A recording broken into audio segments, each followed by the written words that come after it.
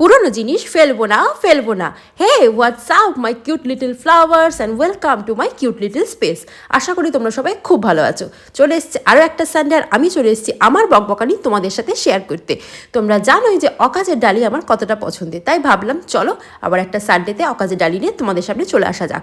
ঘরের মধ্যে ছিল এই পুরনো আইসক্রিমের ঢাকনাটা, তাই ভাবলাম যে চলো এটাকে একটু মেকওভার করানো যাক। ব্যাস দিয়ে দিলাম প্রথমে হোয়াইট কালারের কোট, আর আমার কাছে জেসো নেই, তাই জন্য এখন ফ্যাব্রিক কালারই ইউজ করছি। তোমরা যাদের কাছে জেসো আছে জেসো ইউজ করো। ব্যাস তারপর নিলাম একটা শুকনো ডাল, তারপর সেটাকে স্টিক করে দিলাম। ঘরের মধ্যে ছিল বেশ কিছু পেস্তা সেলো, ব্যাস তার ভাবলাম ওটাকেও স্টিক করে দিই, বেশ একটা ম্যাঙ্গোমি ভাইব আসবে কিন্তু। এরপর তুলে নিলাম হাতে ফ্যাব্রিক কালার আর বসে গেলাম এদের কালার করতে। ম্যাঙ্গোমির জন্য নিয়েছিলাম এখানে প্যাস্টেল সেট, ব্যাস জিনিসটা সুন্দর লাগবে বলে। তারপরও মনে হচ্ছিলো যে না, অল্প কিছু ডিটেলিং অ্যাড করা দরকার। ব্যাস সেরকমভাবে বসে গেলাম ছোটোখাটো ডিটেলিং অ্যাড করতে। আর আমি জানি তোমরা আমার কাজ কত ভালোবাসা দিয়েছিলে, তাই এই কাজটাকেও ততটা ভালোবাসা দেবে। আর দেখো বকবক করতে করতে কাজটাও হয়ে গেল। তাহলে দেখে জানিও এই কাজটিও কেমন লাগলো, আর অবশ্যই সাবস্ক্রাইব করো, কমেন্ট করে জানিও কেমন লাগলো। দেখা হচ্ছে পরের ভিডিওতে।